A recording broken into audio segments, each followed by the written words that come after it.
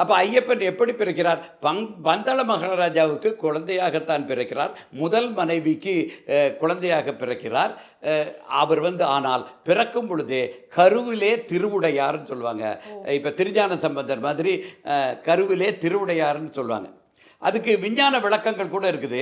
இப்போ நீங்கள் அந்த தலையில் இருக்கிற அந்த நியூரான் கனெக்ஷன்ஸுன்பாங்க. அது பல மில்லியன் கணக்கில் இருக்குதும்பாங்க. அதை இந்து மதத்தில் அது என்ன சொல்கிறாங்கன்னா உச்சி தாமரை அப்படிங்கிறாங்க. நீங்கள் அதை பார்த்தீங்கன்னாலே ஒரு தாமரை மொக்கு மாதிரி இருக்கும்.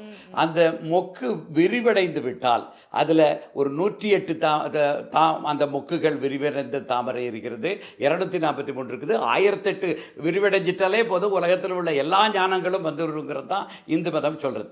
அப்போ கருவிலே திருவுடையார் நம்ம அறிவியலும் அதே தான் சொல்லுது. ஐன்ஸ்டீன் மாதிரி மிகப்பெரிய அறிவியலாளர்கள் கூட அந்த நியூரான் கனெக்ஷனில் 3% கூட பயன்படுத்தலைங்கிறாங்க. அப்போ நமக்கு ஒரு 1008 வந்துருச்சதுனாலே போதும், உலகமே அண்ட பேரண்டங்களில் இருக்கிறது எல்லாமே புரியக்கூடிய நிலையில் வரும். ஆக மற்ற சராசரியான மனிதர்கள் குழந்தைகளுக்கு அந்த இருக்கின்ற அந்த நியூரான் இணைப்பு இருக்கிற வலைப்பின்னல் அது எவ்வளவு மலர்ந்து இருக்கிறதோ, கொஞ்சம் அதிகமாக மலர்ந்துச்சுன்னா கருவிலே திருவுடையார் ஆயிடுவாங்க. அவங்களுக்கு முற்பிறவி தெரியும், அடுத்த பிறவி தெரியும். பல இடங்களில் ஒரு இடத்த பார்த்தாங்கனாலே அவங்களுக்கு அதனோட வரலாறு கண் முன்னால் ஓடும்.